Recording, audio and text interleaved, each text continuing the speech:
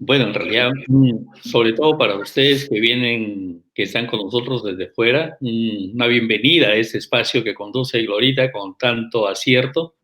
La bienvenida también de parte nuestra como escritor, como editor. Y acá listos, pues muy congratulados, ¿no? Felices de poder compartir con ustedes ese espacio tan bonito de poesía y de hermandad. Bueno, yo soy María Elena Giraldo González. Tuve el placer de conocer a Gloria en Chile, eh, en Chañaral, en el festival que hubo allá. Y desde entonces hemos estado en comunicación. Muchísimas gracias, Gloria, por la invitación.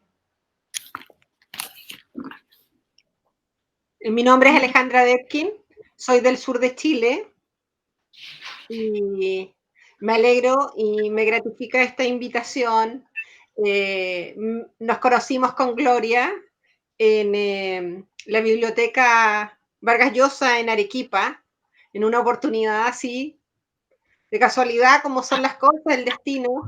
Después nos volvimos a encontrar en un encuentro de mujeres escritoras en Arequipa y nunca hemos perdido el contacto.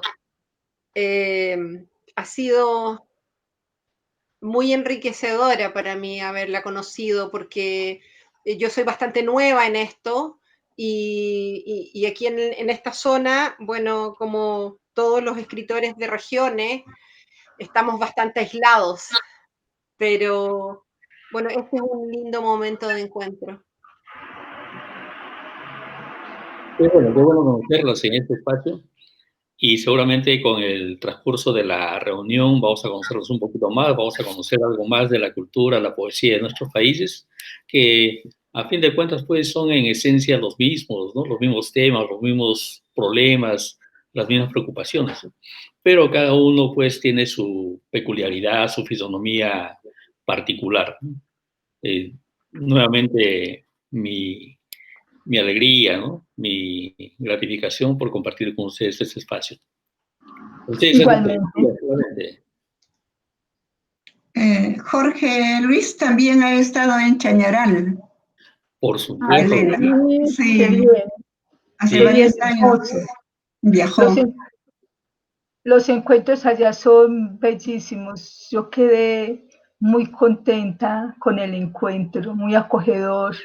Los poetas que fueron maravillosos, un grupo muy especial, su poesía excelente.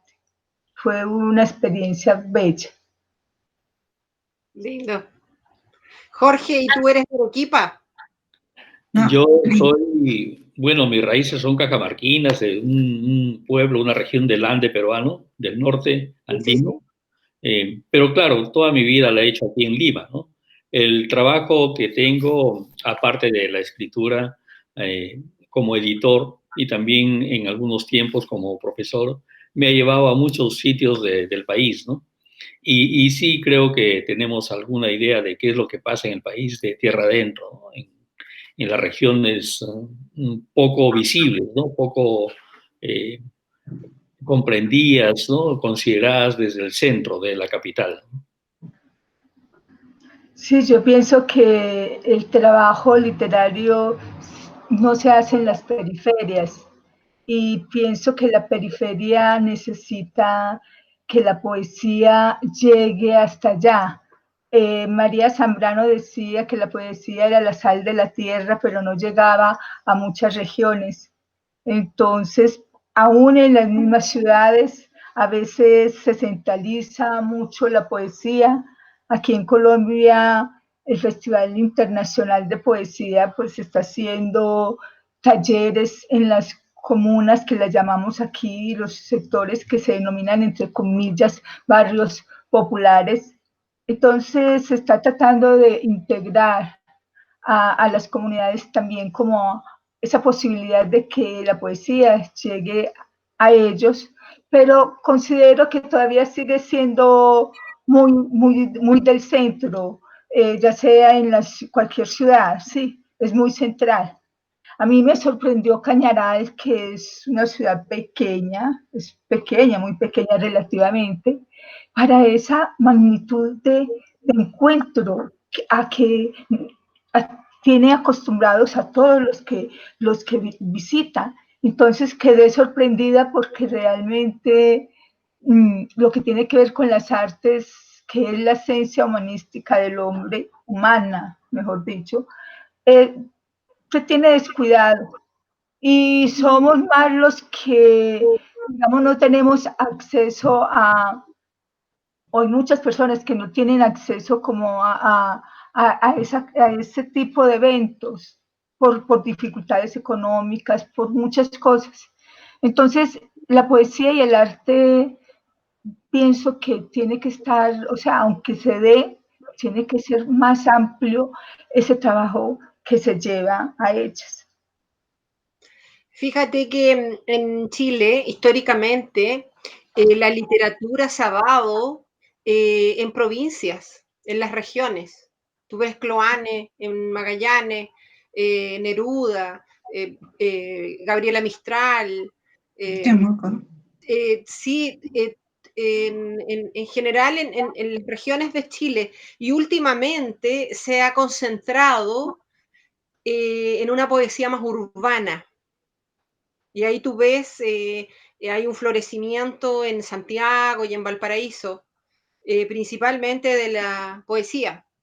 Te fijas, la narrativa posiblemente sigue siendo en regiones algo importante, puede ser por la tranquilidad y los paisajes y toda esta vida cultural, ¿te fijas? De lo largo y extenso y diverso en ese sentido. No, aquí se dan los pueblos, nosotros llamamos pueblos, se dan y hay encuentros de literatura, pero como yo vivo en Medellín, vivo en Envigado, me refiero es ya como a la ciudad grande, que a veces se centraliza, porque definitivamente los municipios, muchos municipios en el país están haciendo eventos literarios, hacen muchos eventos, pero es como a lo central de las ciudades grandes, que aunque se está haciendo, pienso que el trabajo habría como de ampliarse. Por ejemplo, en este momento se está haciendo un programa que es muy bello a nivel nacional, se llama Obra Abierta, lo dirige Seuxis Vargas, y él lo que ha hecho en toda esta pandemia es, en todos los días hay un poeta, se le hace entrevista y se edita una antología de ese poeta, sobre todo toda su obra, pero entonces de los poetas también igualmente representativos de Colombia. Yo pienso que es un proyecto muy quijotesco. Van a ser 50 poetas, hubo como 6 o 7 invitados internacionales, es muy bello. Los invito a que se conecten con este programa a las 8:30 de la noche. Pero sigo pensando que el trabajo poético, que la poesía en general, que el arte en general, es importante socializarlo, porque cada quien toma algo de él de una manera distinta, para salvarse, para nombrarse, por amor a la poesía, por amor a la lectura, por una cantidad de razones. Entonces, y porque le está haciendo falta humanismo a nuestros países. Se están volviendo muy tecnológicos, muy desde la razón, y menos en las escuelas, en los colegios. No es tanto lo que se dedique, el espacio que se dedica como a todo esto que tiene que ver con la intimidad del ser humano. ¿Sí? En Chile también hay una movida fuerte en el interior del país, ¿no? Especialmente en el sur. El grupo cultural Ñuble está haciendo bastante actividad cultural. Estuve en alguna plataforma y me quedé admirada porque tienen un dominio muy grande de la poesía. Es que yo pienso que Chile es un país para poetas. Sí, en Chile hay mucho poeta y hay menos narradores. Sí, muy pocos. En el Perú me parece que está creciendo la narrativa. Y no sé de la poesía, en el siglo XX, en el siglo pasado, yo leí un libro sobre los maestros en el siglo XX, poetas, teatristas, escultores, narradores, todos ellos provienen desde las provincias de sus países, no del centro, increíblemente. Desde Eliot, Kandinsky, Martha Graham, la danzarina, ellos salen del interior del país. Siempre estuve trabajando con los nuevos jóvenes que escriben poesía y traté de publicar en diarios de Ayacucho, en Arequipa, en Puno, en el lugar donde yo he vivido. Entonces yo quisiera que en mi país dé una mirada al interior del país, porque no siempre los centros tienen que estar en la mira de la nueva literatura que represente a un país. ¿Qué me dices? ¿O qué me dicen? A ver, de lo que estamos conversando hay algunos puntos de unidad y algunas otras peculiaridades, ¿no? Se desprende de esto que hay un fenómeno de centralismo secular, ¿no? De mucho tiempo atrás, ¿no? Pero esto es un problema no solamente geográfico, no solamente social o literario o cultural, sino es un tema político sobre todo, ¿no? Entonces, naturalmente, el tema político es un problema de poder, ¿no?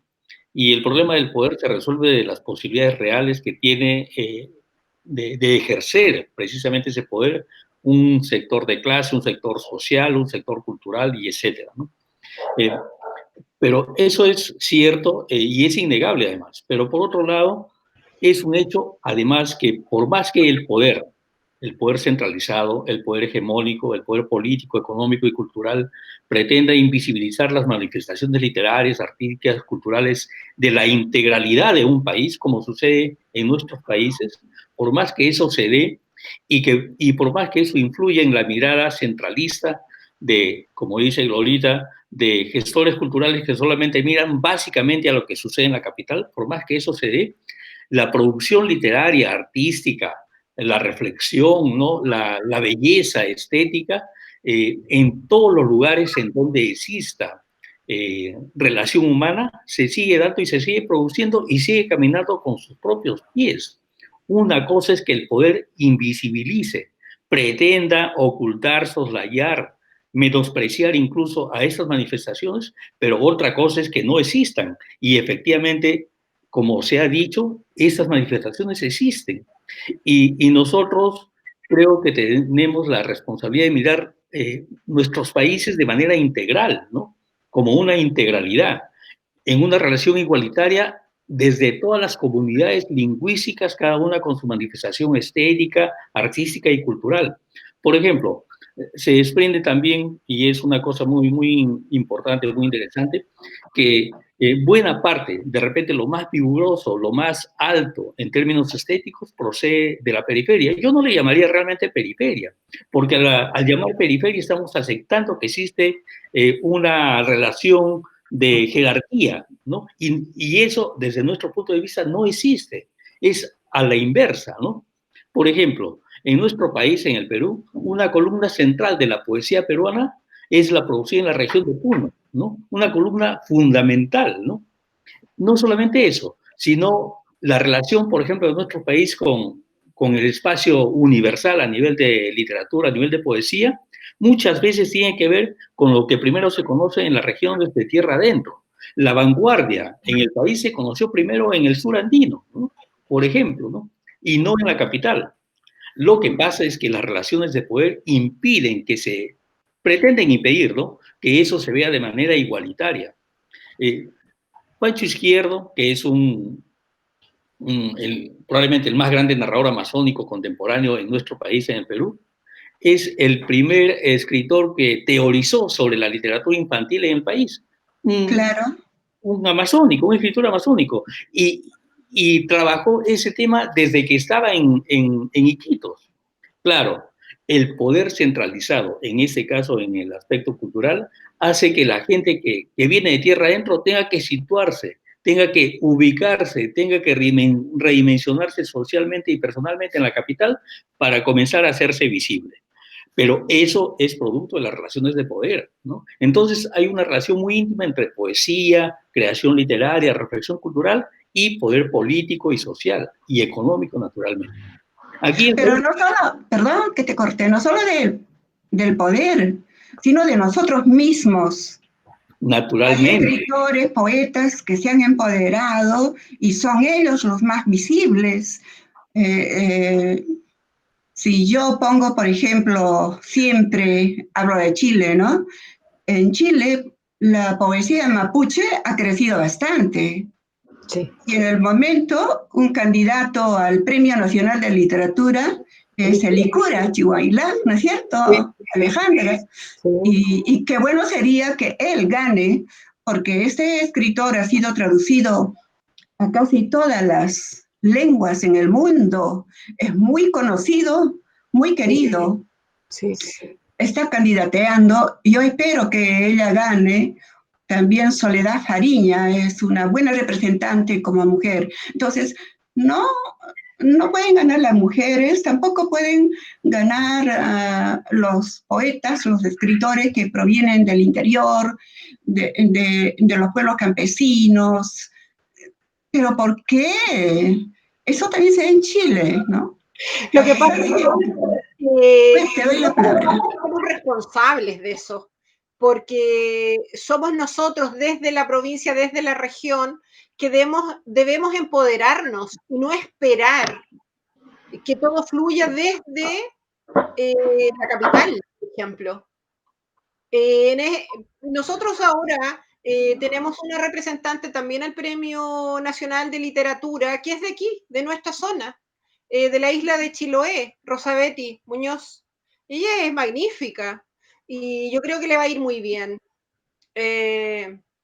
Ella es una magnífica representante de la cultura chilota y ella se presenta como chilota. Entonces eso yo creo que es importante, uno debe empoderarse y creerse en el lugar donde uno habita.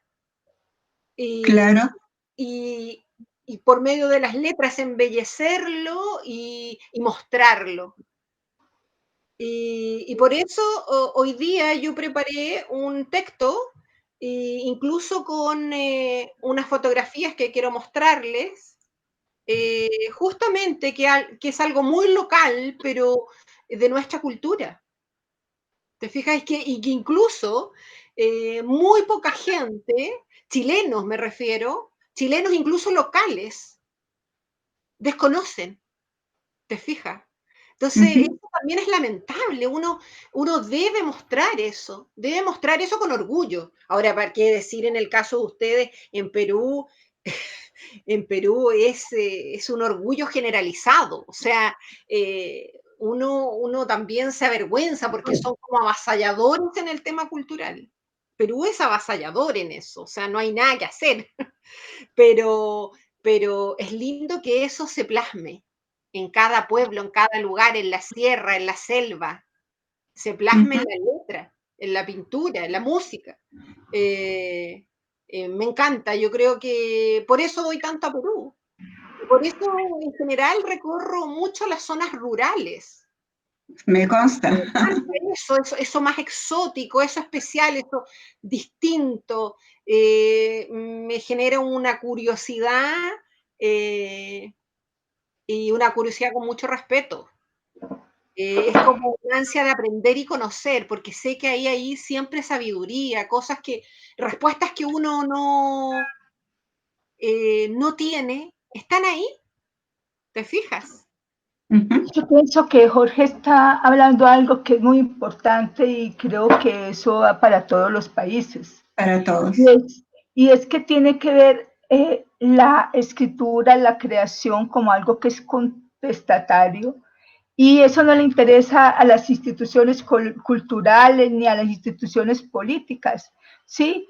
Por debajo de cuerda hay siempre una lucha por un unos recursos que posibiliten, digamos, un trabajo adecuado y extensivo, porque cuando yo hablo, aquí se da mucho la poesía en los municipios. Yo vengo de Filadelfia Caldas, que es un municipio aquí también estamos por sectores, el viejo Caldas, el sector cundiboyacense, la Amazonía, ¿sí? Pero lo que yo critico, primero que todo, se trabaja con las uñas, ¿sí? A veces los eventos se hacen con muy poquito dinero o sin dinero, sino por el amor que se tiene a la literatura. Porque desde lo político, desde lo económico, no hay, digamos, lo económico como supraestructura no tiene en cuenta lo que es la educación, lo que es el arte, sí, desde el arte, desde la cultura, desde todo, deberían hacerse los programas para decir, aquí está el dinero para hacer esto, pero es al contrario, lo económico determina, vamos a hacer esto o lo otro. Entonces, hay mucho poeta aquí y mucho joven que está trabajando, bastantes, pero pienso que todavía lo que tiene que ver con el arte en general tiene que ser algo más, o sea, ampliarse más, porque es que tenemos que estar en contacto con la intimidad nuestra, que tiene que ver, la creación está en todas partes.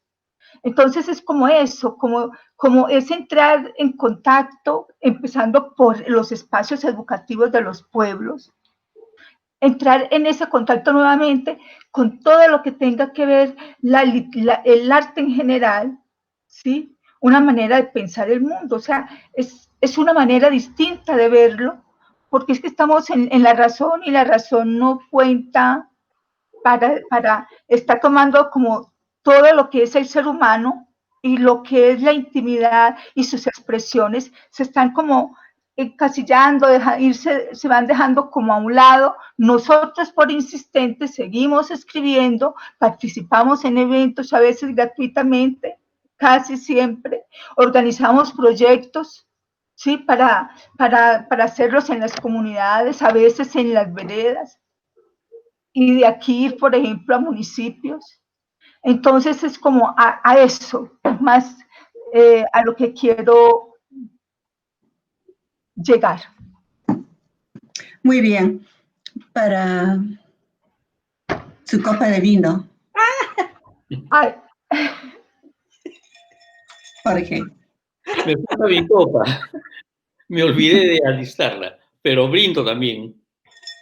A ver, voy a traer mi copa. Sí, no es problema. Te esperamos. Gloria, muchas gracias. Yo no pude ir a comprar vino, entonces tengo un jugo de uva. Está bien. No podía salir hoy, como con lo de la pandemia, uno solamente aquí en Colombia tiene un día para salir y el día mío no era hoy. Entonces se volvió a instaurar la cuarentena, éramos 4 días que estábamos saliendo, pero se estaba expandiendo mucho, se ha expandido mucho la pandemia, el coronavirus. Y entonces ya es un día a la semana que podemos salir. Después a María Elena la veo después de más de un año y medio año a Alejandra. Sí, Clarita. Una alegría tremenda verla. Sí, igual a mí. Termina la pandemia y tienes que venir, porque tú estás en deuda conmigo, tienes que venir al sur. Voy a tu casa. Vamos a ir a Chiloé. Estabas por publicar un nuevo libro, ¿no? Bueno, el Geogramas, que lo llevé a Perú, no lo he podido presentar en Chile, porque justo viene el estallido social y después del estallido social vino la pandemia. Entonces, los plazos se han postergado infinitamente, pero bueno, no es problema, el libro sigue ahí, está ahí, que es este. Bueno, yo lo llevé, es este, Geogramas. Yo te di uno de este, Gloria. ¿Sí? Te llevé uno, sí. Los he dejado en Arequipa. Y este, que fue una antología que de la Fundación Neruda, que se presentó el año pasado en diciembre, entre el estallido y la pandemia. Es un hermoso libro, todos de autores locales. Fue una humorada. Gente que nunca había qué bonito. escrito. Y trabajamos en un taller con la Fundación Neruda y sacamos este libro hermoso, que ellos lo editaron. Bueno, vamos a brindar y le vamos a dar la palabra a Jorge para que dé un breve saludo a sus compañeras colombiana y chilena para hacer este brindis en nombre de la poesía. Nuestro César Vallejo, que es no solo santiaguino y peruano, sino también universal, tiene una parte de su producción que dice: todo acto o voz genial viene del pueblo y va hacia él. Y esto que es tan sabio es no solamente válido para el Perú, sino para todas las naciones, países y comunidades del mundo. Por eso, este brindis, sobre todo para ustedes que están presentes con nosotros aquí y por este espacio tan bonito que conduce Gloria. Salud. Salud. Salud.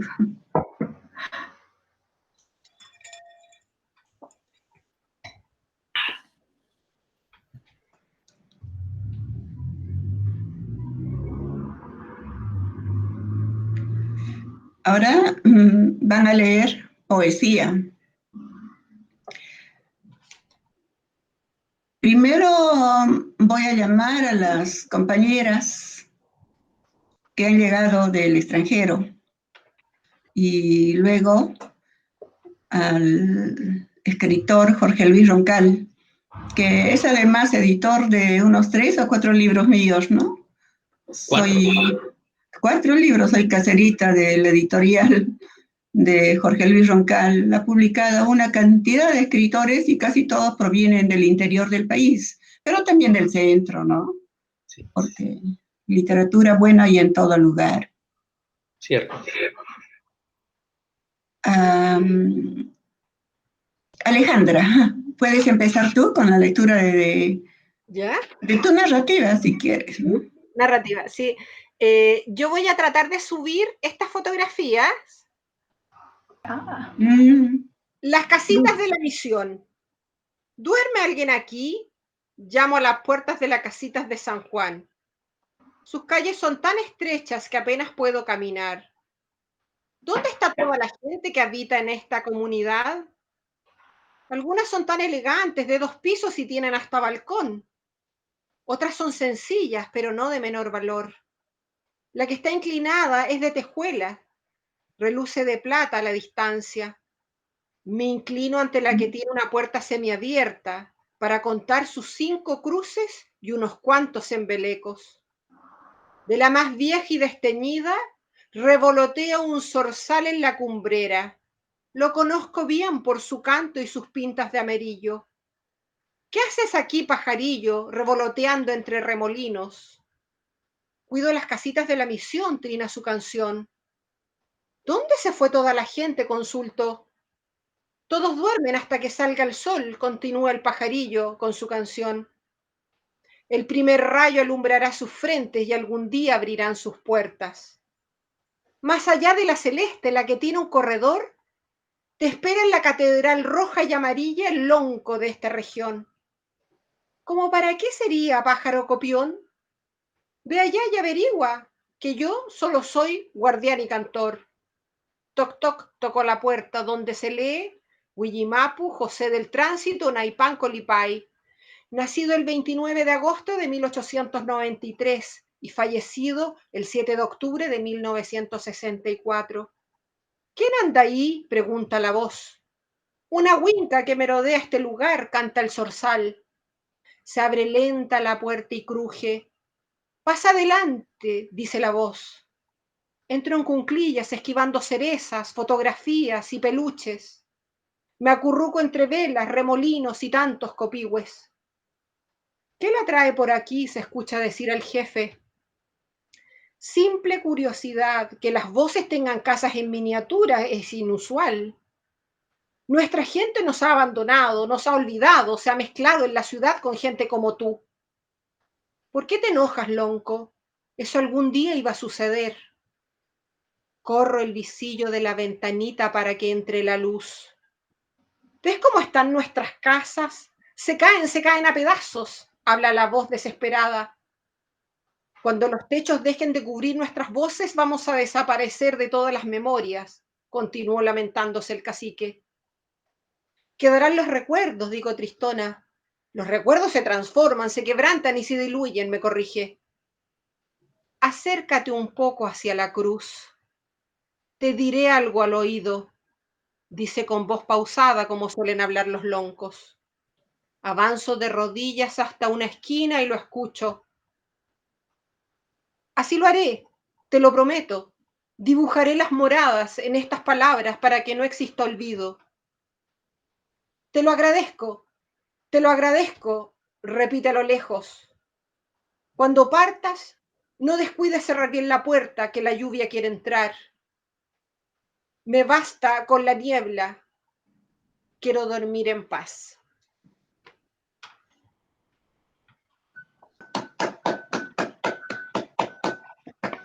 Ahora le toca a Elena, María Elena, de Colombia. Sí. Voy a empezar por mujeres.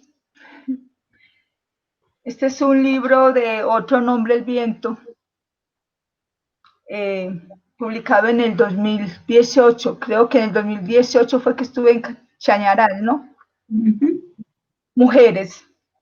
Corres presurosa hacia atrás, volviendo el rostro. Te dijeron que no miraras, pero quisiste ser mujer con los ojos abiertos al vacío. Como una Eva primeriza, sigues indagando. Eres serpiente que abandona la ceguera.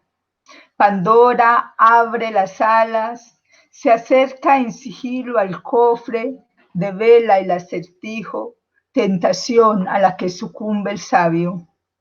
Subieron a escuchar lo que decía la más atrevida de las féminas, la que anduvo por las calles de Roma aunque le estaba prohibido el ágora, la que se hizo amar por el monarca, la de ojos grandes y boca exquisita, esa que supo darse el lugar que merecía. La mujer que había guardado silencio se rebeló, corrió los cerrojos de su inocencia. Las otras mujeres la siguieron. Dios es un hombre que toca el arpa en la noche oscura. Asombro del hombre, rostro en el espejo, un Dios borracho y engañoso, de sal y dulce, de luz y tiniebla. ¿Cómo encontrar a Dios en mi duda, en el resto de esta noche sin estrella? Dios es un hombre que toca el arpa en la noche oscura. Lo veo en la voz encandilada de la luna. La desobediencia de Dios al hombre es una calle angosta donde la palabra se agita. Muy bien, vamos a aplaudir. Jorge, ahora. A ver. Al final van a hablar sobre la poesía de cada uno o la narrativa de Alejandra. Bueno, este poema que les voy a leer es una reflexión que todos quienes tratamos de hacer poesía seguramente nos la hacemos en algún momento. Y también en este diálogo con la poesía medimos o procuramos medir hasta dónde lo conseguimos o no. Y siempre existe esa duda, esa incertidumbre de poder expresar con belleza estética los sentimientos, las emociones, ¿no? Uno nunca sabe, ¿no? Sería muy soberbio decir que lo primero que uno escribe ya es poesía, ¿no? Eso es un aprendizaje permanente y la inseguridad nos asalta siempre, ¿no? Y ahí no hay, pues, años o enciclopedias. Es una suerte de arte poética, como le llamamos aquí, ¿no? Dice así: poesía, reventazón de sílabas en tu pecho, andenes de palabras a campo traviesa, como garfios o cadenas o algodones, vertiente de sonidos como flujo de pociones. Te amo, detenida a respirar la belleza de tus muertos. Oh, palabra, escapulario de signos al acecho de tu cuerpo, que acaricia mi viento enamorado, mi rubor de rebelde empedernido. Poesía, palabra confidente, camarada, chispa de luz en la penumbra, te quiebra así, lejos de las perversiones del poder, cantando, sin sobresaltos, melodía de amor de un ebrio triste, pregunta sobre los decretos del Estado. Déjame cogerte a dentelladas, embestirte a ciegas. Oh, poesía, no me convences como bella canción anarquista o mochilera estaciada en el vacío, en las hendiduras sin tiempo de la contemplación, como una flor en la boca del silencio. Pero te amo, poesía, a flor de tierra, extensión de piel irreverente, melodía de furor en las fosas clandestinas. Subvierte mi incertidumbre con tus imágenes, como garras, sopetones o tobillos de muchacha. Quiebra sobre la página en blanco la cintura de tu cuerpo de gacela. Secuéstrame en el brillo de tu noche, en tu oscuro rincón de luz. Encadéname sin tregua en tu secreto.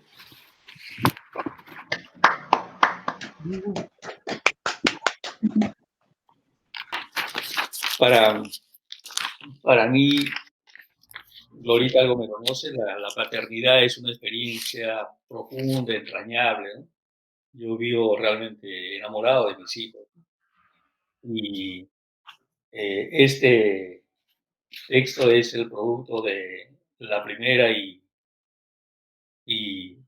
increíble emoción al ver a mi hijo apenas nacido. Balada de amor para César Darío. Mi hijo ya tiene 25 años. Uno mira hacia el futuro o piensa que mira hacia el futuro y observa en el espejo de agua de la vida que esta no es tan dulce como aparecen las tragedias, que tiene colores brillantes como soles o relámpagos o caricias sobre la piel del sueño que adoramos. Uno escribe poesía o cree que escribe poesía, pretendiendo grabar en cada verso el signo de los tiempos que vivimos, dejar tal vez constancia de lo que amamos con furor, de aquello que empujó nuestra incipiente rebeldía, con el deseo invencible de perdurar, pasar por encima del instante, pero solo llega a trazar un par de garabatos, nerviosas, imprecisas, precarias señales de esa obstinada intención de ser algo más que una inscripción en el fichero de la desolación o la nostalgia. Entonces uno publica un libro de poesía o narrativa con la secreta esperanza de que los 20 empedernidos y solitarios mortales que nos lean adviertan que la hecatombe más horrible es solo una brisna de polvo, una gota de agua, un viento inofensivo, si abrazamos el deseo irrefrenable de vivir con dignidad. Uno fecunda el cuerpo de la muchacha que amamos, lluvia de flores preciosas en la noche, razón del cielo, fuerza ante el dolor, mano misteriosa que detiene al suicida en el borde del barranco. Y resulta que el pequeñín que asoma a nuestros ojos asombrados es el texto que no pudimos escribir, el libro que no publicaremos, el acto de amor que parecía inalcanzable. Y entonces tu rostro lleno de ganas de vivir, tus manitas como riachuelos del horizonte anaranjado, tus ojos que resplandecen y no saben de pesimismo ni derrotas, dicen, ajá, mi viejo escribió y escribió, pensando que hacía poesía. Y eso ya no tiene la menor importancia, pequeñín, porque has venido tú para desordenarlo, subvertirlo y embellecerlo todo. Aplausos para Jorge Luis Roncal. Ahora ha llegado el momento de la tertulia. Conversen entre ustedes, conózcanse. ¿Qué les ha parecido la lectura de las amigas de Colombia, Chile, Perú? A ver, una miradita primera a la poesía de Alejandra.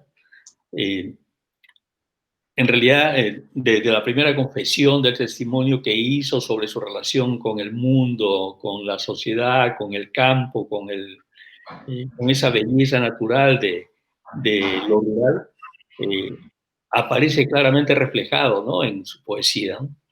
Esos, esos detalles tan pequeños, aparentemente pues inocuos, son rescatados en su nivel estético por la poesía de Alejandra, ¿no? A mí me ha gustado mucho esa suerte de ternura natural, ¿no?, que brota de la poesía, porque en realidad no hay ningún secreto en esto, ¿no?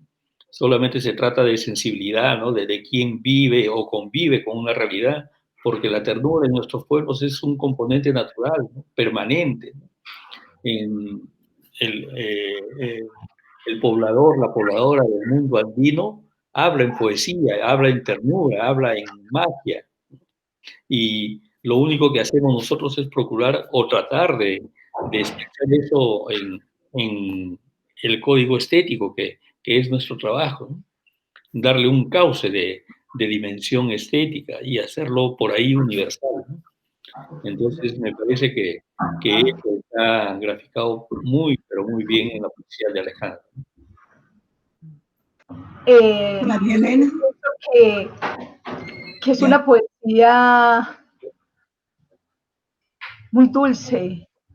Eh, Uno habla desde eso, desde lo que lo toca, desde lo que uno, con lo que uno convive a diario.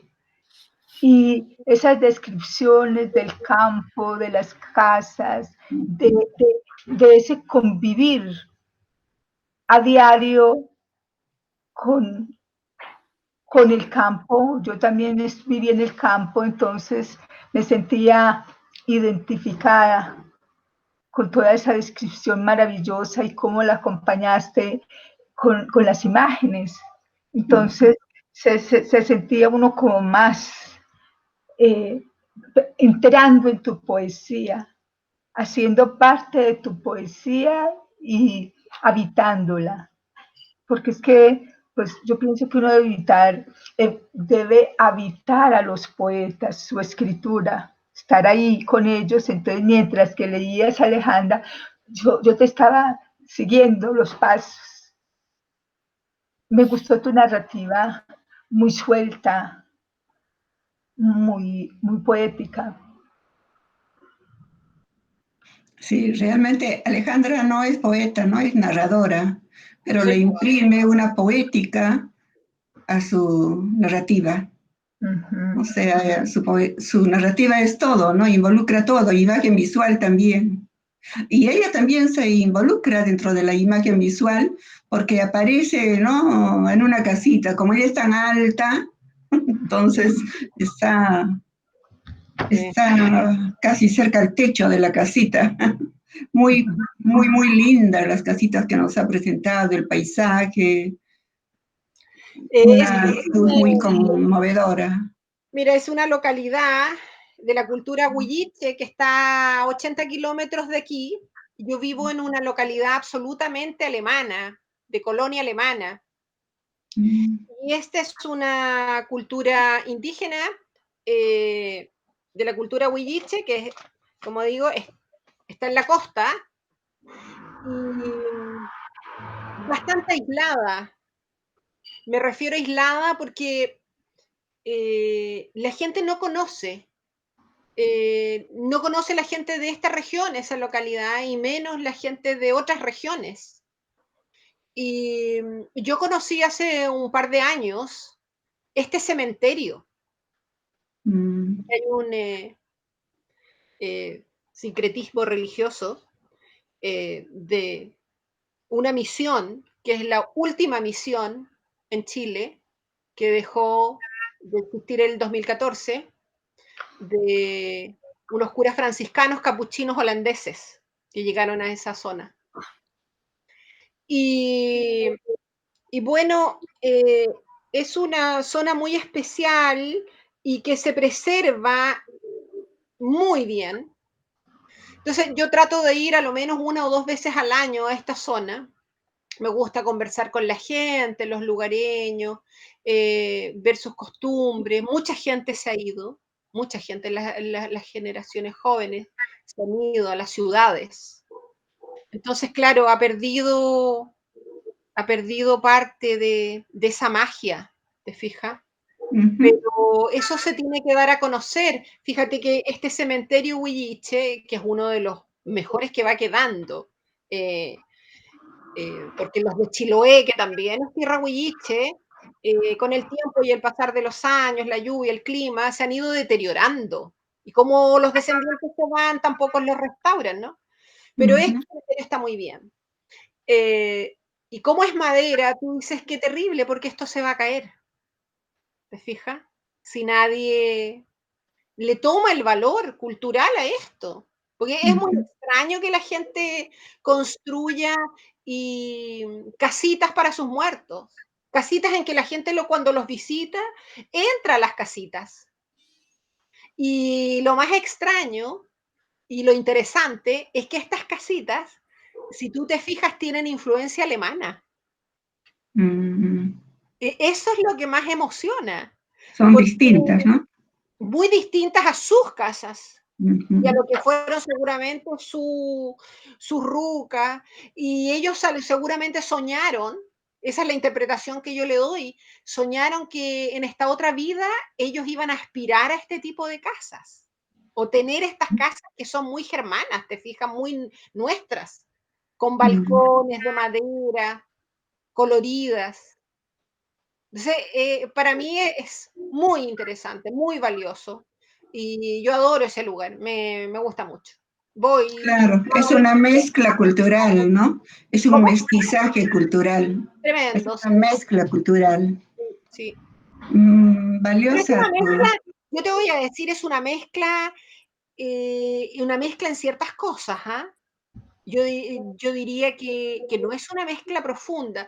De hecho, yo ayer leía un artículo muy interesante, que una entrevista que le hicieron a estos curas capuchinos, que ya bordean los 90 años, que no se quisieron volver a Holanda, se quedaron en esas tierras.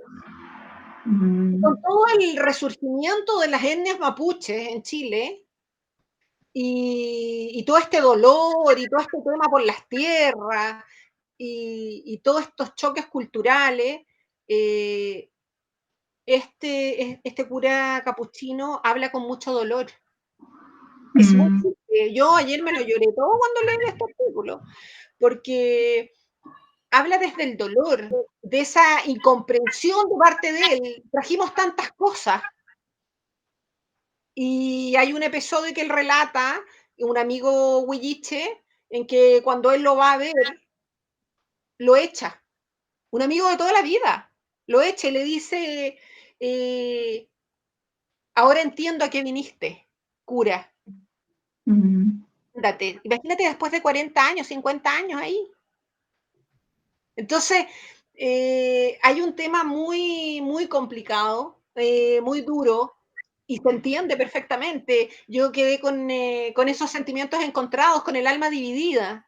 Porque yo creo que sí, estos curas cuando llegaron, muy jóvenes, llegaron con mucha mística a resolverle problemas, pero son esos problemas que no te los pedí.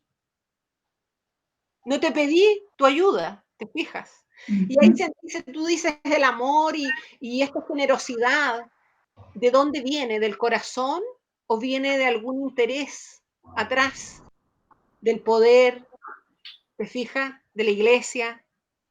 Entonces, claro, cuando tú te das cuenta, yo pienso en el bullico, te das cuenta después de 40, 50 años, me engañó. Eso es lo doloroso. ¿Te fijas? Muy bien, gracias por tu participación. Ahora le damos la voz a Elena, María Elena, para que opine sobre la poesía de Jorge Luis.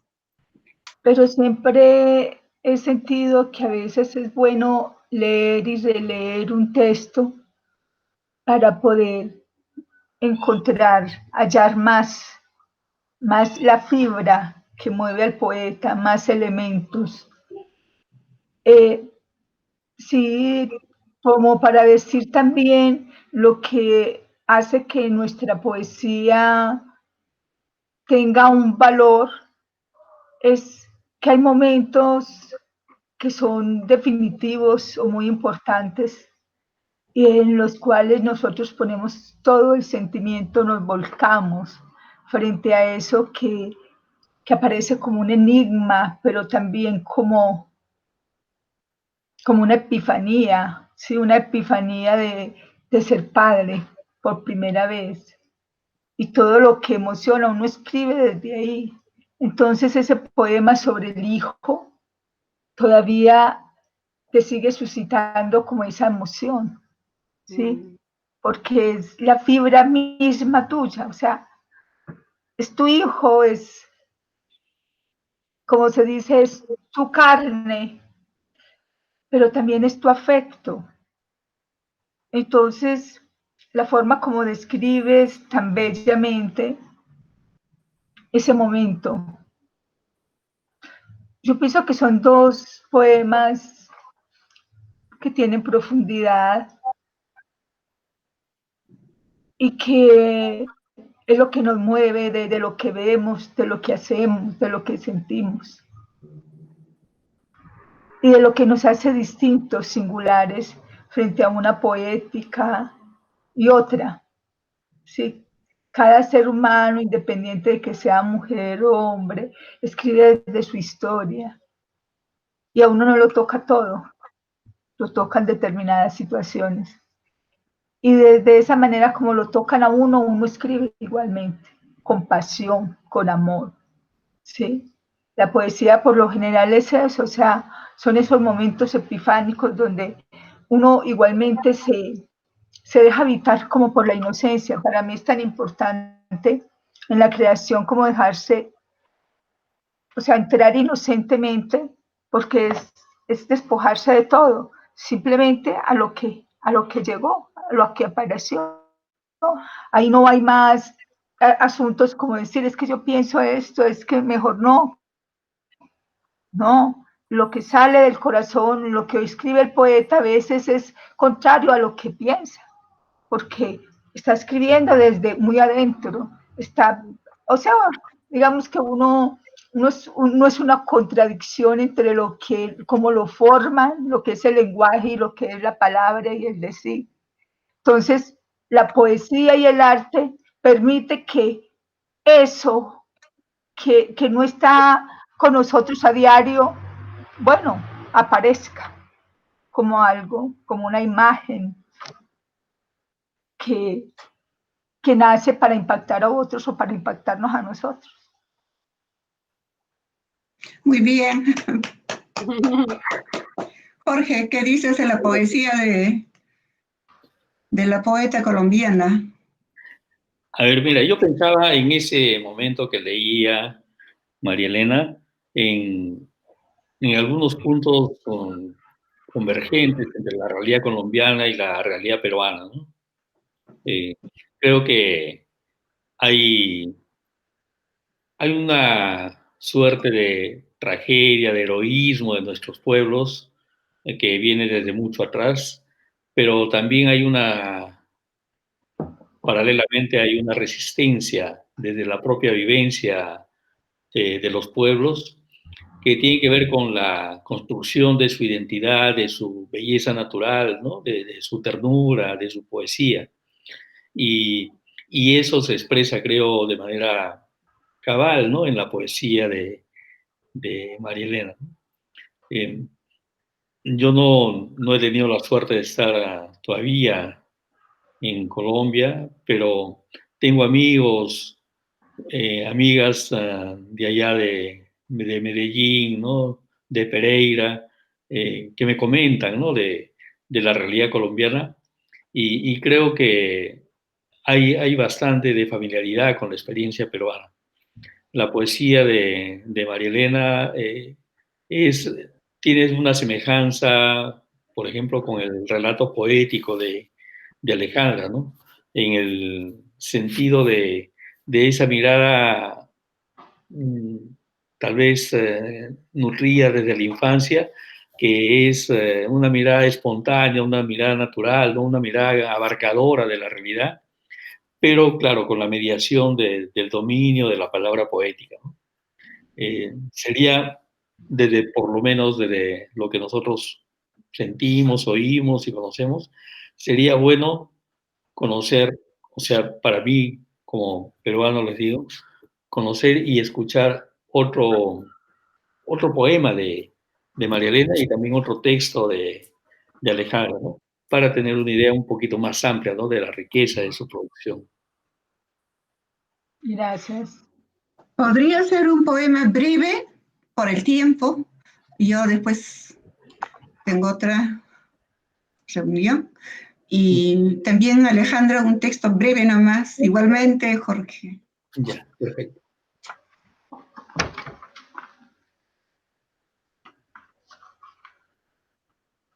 Acto de resistencia.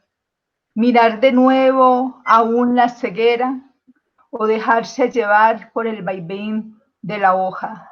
El hombre ama la guerra, las máscaras, los reflectores. Ya está el poema. Sí, bastante breve.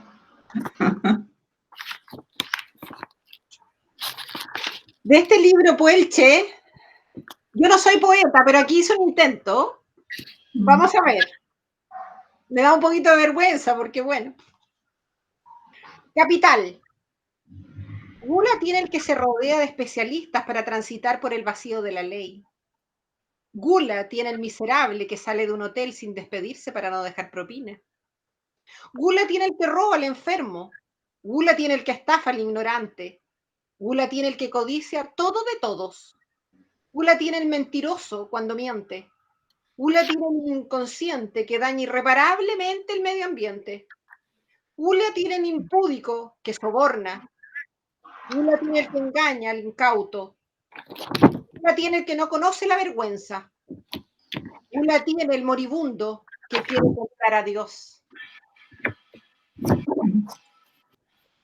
Un textito breve de la impresión sobre un momento y un lugar tan querido para nosotros como es el Valle del Mantaro del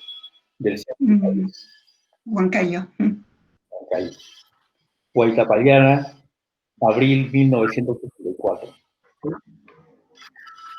Cerro Grande, en tus verdes faldas contemplo el porvenir.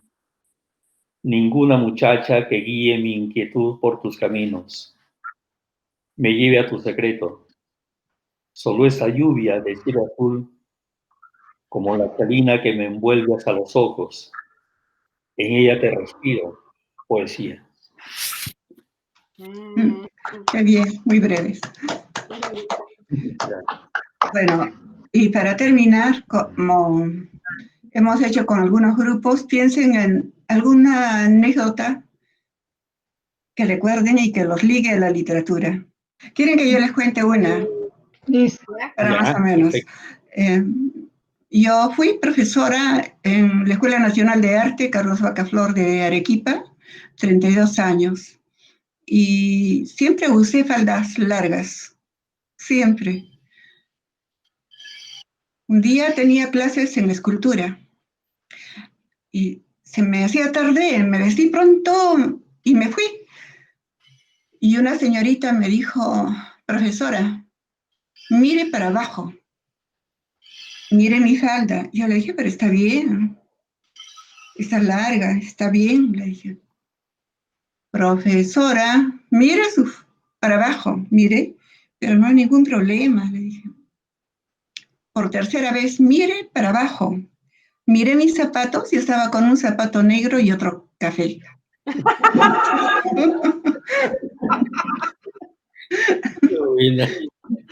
Dicté clases todo el día, porque primero tenían escultura, en el otro extremo de la ciudad tenía pintura y en el otro extremo de la ciudad tenía docencia. O sea, yo no tengo problemas con eso, ¿no? Yo me fui normal de local en local como estaba. Qué buena. Les toca a ustedes. Yo tenía como 13 años, si acaso, y había un profesor de español que era de la familia y sabía que papá escribía. Y como hace mucho tiempo, entonces cuando eso se usaban palabras que eran muy, el verdeguear de la campiña, era algo como muy normal para un lenguaje, por ejemplo, para el lenguaje de esa época o antes de esa época. Bueno, y yo nos ponía a hacer descripciones y yo llevaba las descripciones y nos decía, me ponía 5, 5, 5. Cuando en un momento empezó a decirme, María Elena Giraldo González, ¿usted escribió eso? Yo, sí. A la semana siguiente, María Elena Giraldo González, ¿usted escribió eso? Y yo, sí. Pasaron 3 veces o 4 y yo, sí. A la quinta me dijo, María Elena Giraldo González, ¿usted escribió eso? Y yo, no. Y en la próxima, entonces ya llevé un escrito mío porque no soporté. Entonces me van diciendo, María Elena Giraldo, 350, muy bien. Esos fueron como mis inicios, yo creo, con la escritura.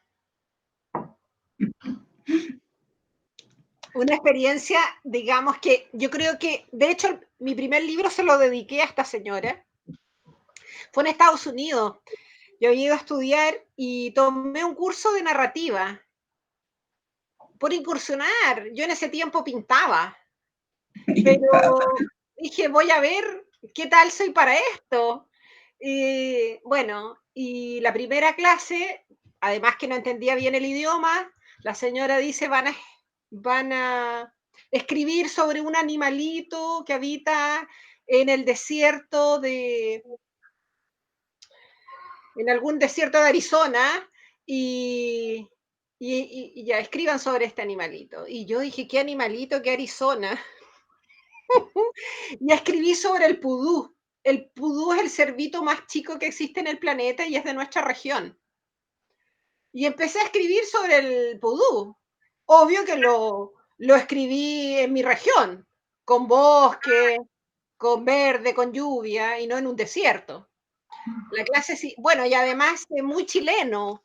Arranqué la hoja del cuaderno, limpié aquí los bordes, lo hice en lápiz grafito, antinormas, muy chileno. y a la clase siguiente viene la profesora, pone el basurero, levanta mi trabajo y dice, ¿de quién es esto? Y yo me moría de susto, no me atrevía a pararme. Y comienza a insultarme y me dice que es una basura, que yo la estoy agrediendo, que lo que estoy haciendo es riéndome de ella, toda una cosa muy extraña. Bueno, y cuando me paré, además tenía un apellido muy extraño, lo pronuncié muy mal, entonces dijo, no, esta niña tiene un coeficiente intelectual bajísimo, ¿y qué hace aquí? Entonces me dice, usted tiene que quedarse después de la clase a hablar conmigo. Bueno, después entendió que yo era una extranjera, llevaba una semana ahí, no entendía mucho. Y bueno, nos hicimos bastante conocidas, amigas. Me ayudó mucho ella y por eso fue el desafío. Pero no debo ser tan mala. ¿Cómo voy a ser tan mala? Yo voy a escribir. Claro. Fija, fue así como, no, yo voy a escribir y voy a tratar de escribir bien. Y bueno, en mi primer libro, La Cruz de Calrister, se lo dediqué a ella. Así Ah, muy original. mal, mal pronunciado, así mismo se lo dediqué. A ver, este oficio pues de la escritura siempre nos trae sorpresas desde siempre, ¿no? Desde que comenzamos en la adolescencia a tantear algunos versitos, a veces como dedicatorias, ¿no? Pero a mí me sucedió una cosa graciosa, un poco penosa, pero real, ¿no? Cuando salí de secundaria, ya había escrito algunos versitos en cuarto, en quinto, pero todavía muy elementales, ¿no? Pero cuando salí de secundaria, al próximo año nomás ingresé a San Marcos y luego allí nomás me matriculé en ingeniería industrial, ¿no? En realidad yo qué hacía, ¿no? En ingeniería industrial me la pasaba leyendo todo el tiempo, ¿no? En libros pues, de poesía, de narrativa que guardaba con mucho celo, ¿no? Mientras el profesor del curso se mataba explicando operaciones, matrices, determinantes, ¿no? Derivadas, yo seguía leyendo y leyendo. En realidad solamente aprobé un curso de dibujo cuando estuve en ingeniería. No duré más de 2 ciclos, además, ¿no? Luego de ello me dediqué a trabajar un buen tiempo y ya al cabo de 3 años, porque yo entré el 72, el 76, a raíz de una circunstancia bonita que me pasó, me encontré con los profesores Hildebrando Pérez y Marco Martos, y ellos me animaron a inscribirme o postular nuevamente para seguir literatura.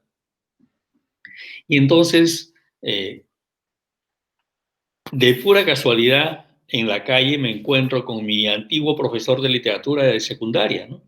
Un profesor que había compuesto algunos versitos dedicados al colegio, ¿no? Nos animaba, pero seguramente sin mucha pasión. Pero de todas maneras era mi profesor de literatura, ¿no? Entonces yo ya como estudiante de literatura lo encuentro y feliz le digo, profesor, ¿qué tal? ¿Cómo está? Y me dice, caramba, Roncal, qué gusto de encontrarte. ¿Y tú qué haces? Me dice, por la vida. Bueno, le digo, profesor, yo estuve de pasadita en ingeniería, pero ahora estoy siguiendo lo que me gusta, ¿no? Estoy siguiendo literatura. Y se descompuso por completo. Me dijo, ¿cómo es posible que se te ocurra seguir literatura? ¿De qué vas a vivir? Me dice, ¿no? No, por favor, ¿qué vas a hacer de tu vida? Debes hacer como yo, que estoy vendiendo quesos para sobrevivir, me dijo. Entonces, y efectivamente estaba en una agencia depositando un paquete de quesos, ¿no?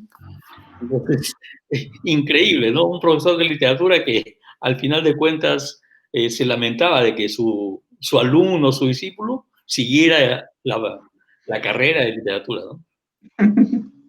A ver, me permito comenzar esta rueda de despedida. Bueno, primero, una gratitud enorme a Glorita que justamente nos ha permitido y ha propiciado este espacio para conocernos. Un gusto muy grande, Alejandra, también María Elena, para conocer a través de ustedes el ser nacional de cada uno de sus países, ¿no? Que tiene, como hemos conversado, muchos y muy bonitos puntos de unidad con el nuestro, ¿no? Siéntanse ustedes acá en el país como en su casa, somos hermanos todos, hermanos no solamente latinoamericanos, sino también por ese cariño, esa pasión por la poesía y por las letras, ¿no? En ustedes tenemos a nuevas hermanas y compañeras y estamos muy gratificados por eso. Muchísimas gracias a ustedes, Alejandra, María Elena, y también de manera muy especial también a ti, Glorita. Gracias.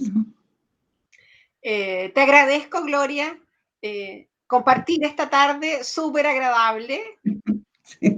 Como se fue yendo el poquito sol, que aquí oscurece muy temprano. Una maravilla conocerte, Jorge. Nos vamos a encontrar en Lima. Qué bueno. Lo voy a buscar en Facebook. Yo voy siempre. Espera que termine la pandemia y yo voy. Tengo que ir a ver al señor de Zipán. María Elena, un agrado conocerte. Colombia me queda más lejos, pero otra vez que vengas a Chañaral, avanzas hasta el sur. Yo Colombia conozco, he estado 2 veces, y un lindo país, linda gente. Muchas gracias, Gloria, es un placer. No te puedo abrazar, pero te puedo mandar un emoticón. Te quiero muchísimo. Recuerdo las tardes en ese bus que estuvimos de Cañaral a, ¿cómo es? Bueno, de regreso a Chañaral. Muchísimas gracias por la invitación. Sí, ha sido una tarde maravillosa, muy fluida la conversación, la poesía. Un abrazo, Jorge, es un placer que haya estado compartiendo con ustedes. Alejandra también, esto da risa. Bienvenidos a Colombia. Yo adoro Perú, yo estuve en el 2011 en Perú, me invitaron a un encuentro de poesía Pepe Vargas y estuve muy feliz. Es hermoso Perú y la comida es maravillosa, yo quedé enamorada de la comida. Espero poder volver a Chile, espero poder volver a Perú. Bienvenidos a Colombia, que también es muy bella. Gracias, Gloria. Muy bien. Para todos un aplauso. Salud por ustedes. Salud. Salud, Por salud, La amistad, Ya, la literatura por nuestros países. Salud. salud. Nos juntaremos pronto. Por que supuesto. así sea. Así lo que dure la cuarentena nos vamos a ir juntando. Así es. Oye, ¿sabes que funciona re bien? Yo nunca había participado en un tema así, de esta forma, y sabes que funciona bastante bien. Sí, No sí. como de sentirnos así juntos, el olor, el calor, Sí, pero funciona bastante bien, bastante bien.